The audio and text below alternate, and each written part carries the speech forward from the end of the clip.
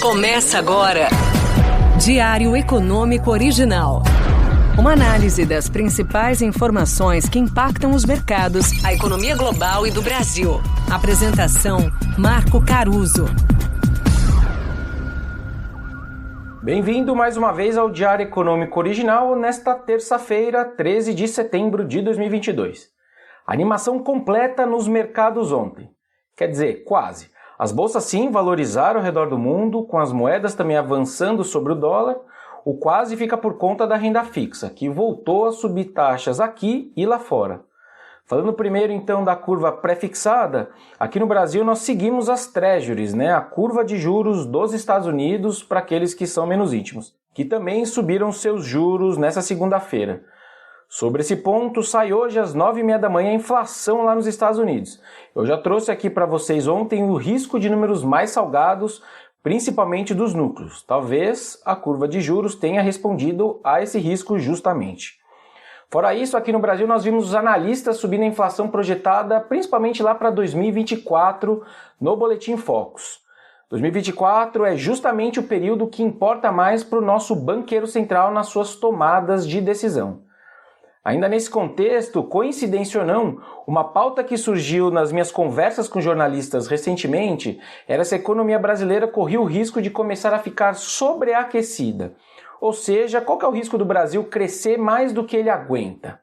Pode parecer estranho, para um país que mal saiu de uma crise aí imposta pela Covid, mas a verdade é que um desemprego abaixo de 9%, historicamente sempre acendeu uma luz amarela aqui no Brasil.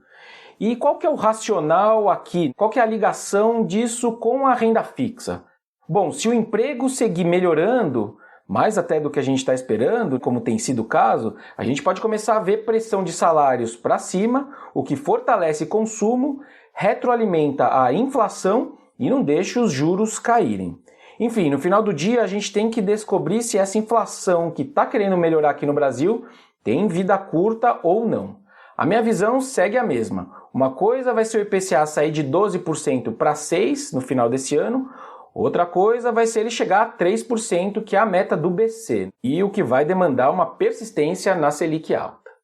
Bom, mas falando da alta de 1% do Ibovespa e do nosso real, os dois seguiram o apetite a risco externo positivo e o bom desempenho das commodities também. Lá fora, as principais bolsas já acumulam aí 4 dias de alta e a cesta de moedas contra o dólar também deixou as suas máximas recentes para trás, com destaque aí para o euro que começou a avançar contra o dólar nesse período. A postura dura do Banco Central Europeu semana passada e o tom positivo de forma geral lá de fora são aí os principais gatilhos para o movimento. Na verdade, o próprio alívio do dólar como um todo já ajuda a dar uma sustentação para os demais ativos financeiros. Existe uma forte correlação negativa entre o dólar e o mercado de ações dos Estados Unidos, por exemplo, com muitas multinacionais pressionadas quando o dólar sobe demais. E aí, falando das commodities, vale destacar aí a divulgação do Departamento de Agricultura dos Estados Unidos, que ontem cortou o tamanho da safra projetada do milho e da soja por lá. Aliás, um ajuste bem maior que o mercado esperava, o que fez os preços subirem bem das duas commodities que nós somos exportadores. Bom, e por fim, um ponto que poucos têm citado aí para explicar esse externo com viés positivo, mas eu entendo que vale a pena a gente prestar atenção, é a possibilidade de uma reviravolta lá na Ucrânia. Hoje, para vocês terem uma ideia, já são um total de 60 mil quilômetros quadrados que foram liberados dos russos. Além disso, no final de semana, um conselho distrital da cidade de Moscou pediu que o presidente Putin renuncie. Fato inédito nessa democracia russa, Qual seria então a chance de um conflito acabar antes do que o esperado por lá? Hoje eu entendo que o mercado dá uma probabilidade baixíssima para esse cenário. Ou seja, se vier, poderia ser uma bela melhora do apetite a risco. Enfim, cenas dos próximos capítulos. E agora sim, para terminar, daqui a pouco às 9 horas, o IBGE divulga aqui no Brasil a pesquisa mensal de serviços.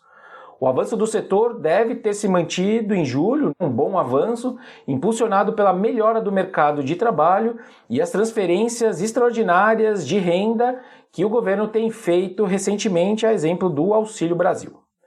Bom, por hoje é isso, um bom dia, bons negócios e sorte sempre!